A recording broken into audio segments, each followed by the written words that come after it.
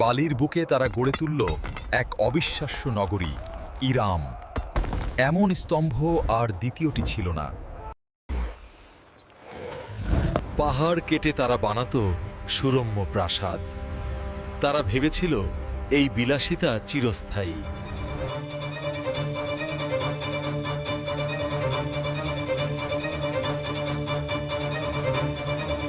তাকিয়ে দেখ, এই ইরাম নগরী আমাদের নিজেদের হাতে গড়া।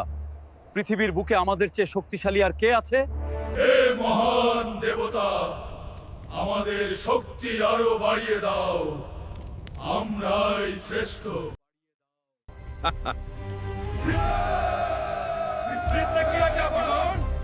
সব মিথ্যা, এই জীবনই সব। উত্তরের জনপদগুলো আমাদের ভয়ে কাঁপে।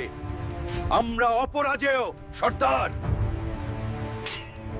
তারা মরুভূমিতে জলের ধারা বয়েছিল। তারা ভেবেছিল প্রকৃতিও তাদের দাস।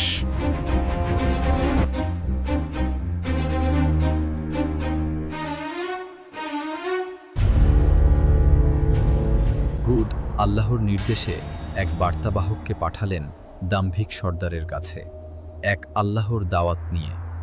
আমি আল্লাহর নবী হুদের বার্তা নিয়ে এসেছি। তোমরা মূর্তি পূজা ছাড়ো এবং এক আল্লাহর ইবাদত করো, নতুবা শাস্তি আমাদের ওপর। যাও, তোমার ওই অদৃশ্য প্রভুকে বলো আমাদের ধ্বংস করতে। আমরা অপেক্ষা করছি। অবশেষে আকাশ তার করুণা বন্ধ করল।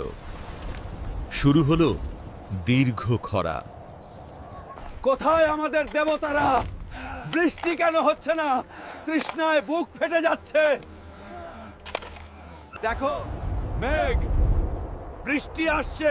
আমাদের দেবতারা সাড়া দিয়েছেন, বৃষ্টি হবে। জয় ইরামের জয়, আমরা রক্ষা পেয়েছি। হে আমার জাতি, ওটা বৃষ্টির মেঘ নয়, ওটা যন্ত্রণাদায়ক আযাব। এখনো সময় আছে, তওবা করো। চুপ করো তুমি, তুমি মিথ্যাবাদী। আমরা এই মেঘ থেকেই বৃষ্টি পাবো। তোমার হুমকি আমরা মানি না। মানুষের আর্তনাদ বাতাসের গর্জনে ডুবে যাচ্ছে।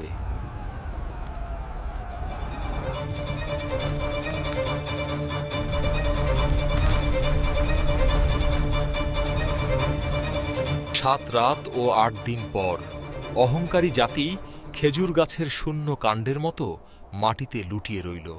তাদের শক্তি ও অট্টালিকা তাদের বাঁচাতে পারেনি। নিশ্চয়ই এতে চিন্তাশীলদের জন্য নিদর্শন রয়েছে।